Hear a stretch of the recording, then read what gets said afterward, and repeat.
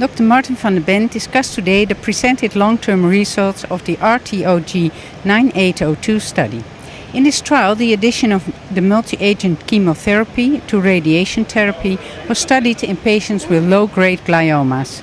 Could you elaborate on the reasons to conduct this study and summarize the trial design?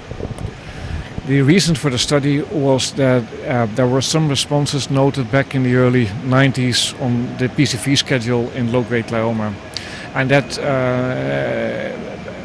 led for the RTOG to design a study in which radiation therapy was compared to radiation therapy plus the PCV regimen in low-grade glioma.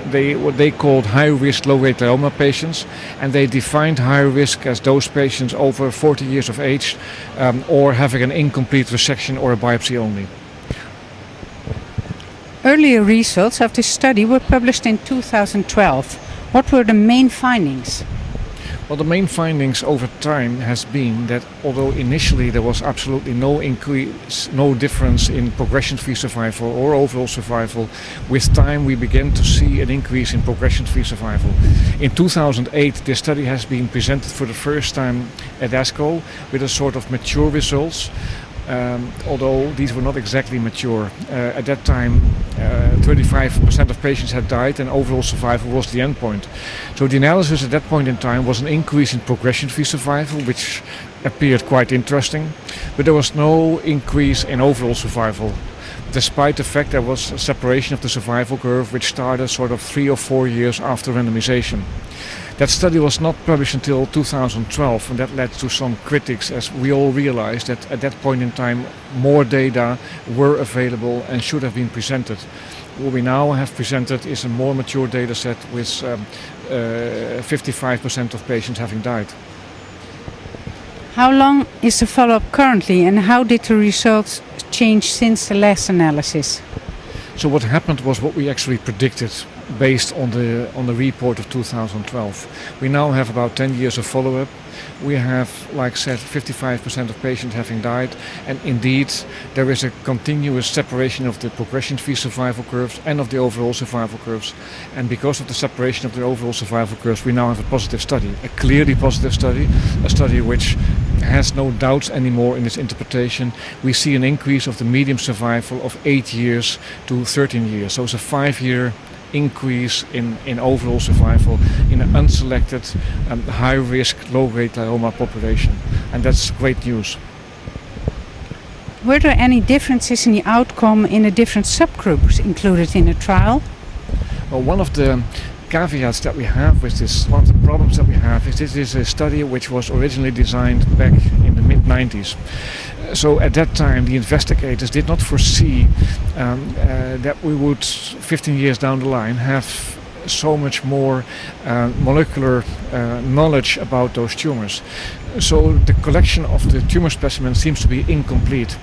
Then what was stressed by the presenter Jan Buckner, who did so on behalf of the original co-investigator Edward Shaw, what he emphasized is that the numbers, if you break down the results in the histological subtypes, the numbers that you get are so small that it's very difficult to come up with a meaningful analysis.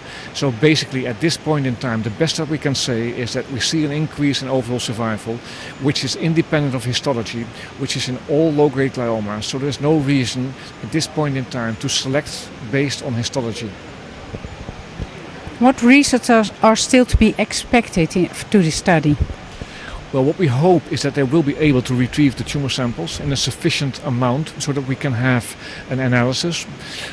What is high on the list of analysis should be 1p19q status, IDH status, and CpG island methylated phenotype analysis, because those are the markers that were in other studies most informative of outcome. And that study, in combination with the anaplastic oligodendrogloma studies, could lead to a much larger insight on which the tumors are, which the patients are that we should treat with adjuvant PCV chemotherapy. How can these results influence clinical practice? Well, it's clear that as of today, the standard of care for high-risk glioma should be radiation therapy plus PCV. There is no reason to leave out the chemotherapy at this point in time. There is such a big difference, such a big increase in survival that this is now standard of care. There are ongoing discussions whether we can assume that temozolomide is as effective as PCV. All we can say at this point in time is that there are no data, there are no studies that have compared these two agents. But the combination regimen is clearly much more effective than radiation therapy alone. Another question is whether you can leave out radiation therapy. Our feeling is that if we look at several studies, there seems to be an equivalence between radiation therapy and chemotherapy when given as a single modality. And if we now see that the combined modality is so much more effective, giving only chemotherapy brings a risk for the patient that his survival will decrease. And that is something that should be understood by both the doctor and the patient. Perfect.